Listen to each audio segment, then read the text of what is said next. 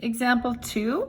This is an application question where you can visualize that parabola again. This is sort of a bridge question. We actually kind of do bridge or archway questions. So the deck of the Lionsgate Bridge in Vancouver is suspended from 2 main cables attached to tops of the 2 supporting towers. Between the towers, the main cables take the shape of a parabola as they support the weight of the deck. So this is my bottom here, my floor or my roadway, and then this is that cable that's a parabola, and here are the towers along the edge. So between the towers, the main cables take the shape of that parabola right here. Okay, the towers are 111 meter tall, so I drew them in already, so I know that these are 111 meters. I drew this on an X, this is gonna be my Y-axis, and this is gonna be my X-axis. So 111 meters would line up about here. This is not gonna be to scale, but. And the water surface are the towers are 11 meters tall relative to the water surface. So this is gonna be the water surface here then, and are 472 meters apart. So this is a full 472. So if this is like 0 here though, half of 472 would get me to here. So that would be 236 meters.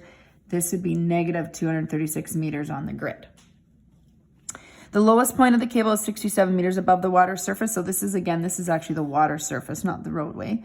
This is gonna be 67 meters right here.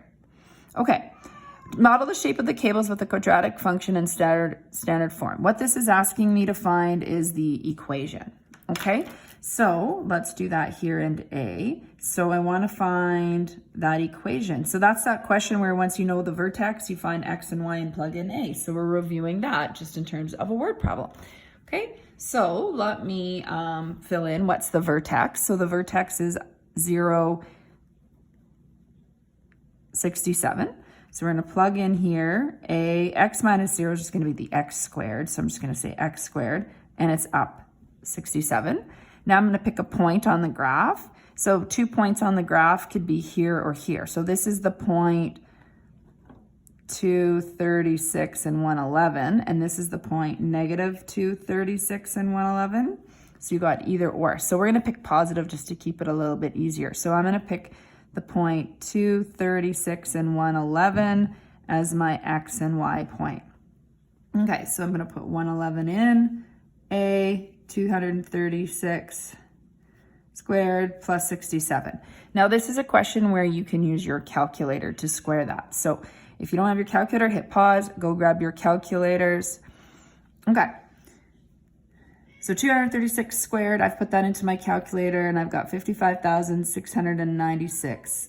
A plus 67. Move 67 to the other side, so subtract 67. So you got 44, like so. Divide off the A value, and you can reduce this as well. So this reduces, you can use your calculator. I can see they're even numbers, so keep being divisible. Actually, I divided by 4. There is an ABC button on some calculators that helps you reduce. Sometimes it doesn't work with huge fractions. Oh, sorry, I didn't realize you couldn't see that last bit there. Doesn't help with huge functions, but if you have the ABC button, feel free to experiment with that for reducing. Look up your manual on how to do it. Every calculator is different, so I'm not going to spend time on this video explaining that, but that is something that can help you with reducing fractions if it's a calculator question. All right, so your equation then is y equals, we plug in our A value. An exact value is better, so leaving it as a fraction's perfect, and it's a simplified or reduced down fraction. Okay, part B says, determine the height above the surface of the water of a point on the cables that is 90 meters horizontally from one of the towers. Express your answer to the nearest tenth of a meter. So it's 90 meters from one of the towers. Okay, so it's 90 meters from this one or this one, but it's easier to work with positive numbers. So 236 minus 90, it's going to give me 146. So I want to know, this is 146, what is the Y value? So when the X is 146, what's Y? Okay, so for part B, 146 and Y. And that again came from 236 minus 90.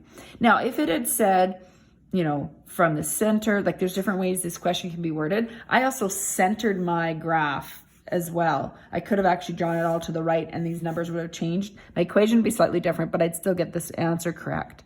All right, so we're going to plug it into this equation here. So y is equal to 11 over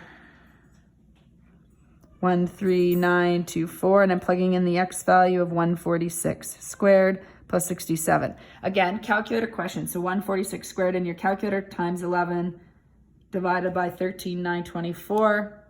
Good idea to hit equals, add 67, 83.8 meters.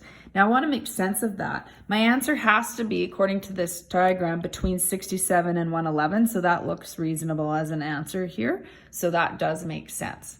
Okay, so there is your y, your y value.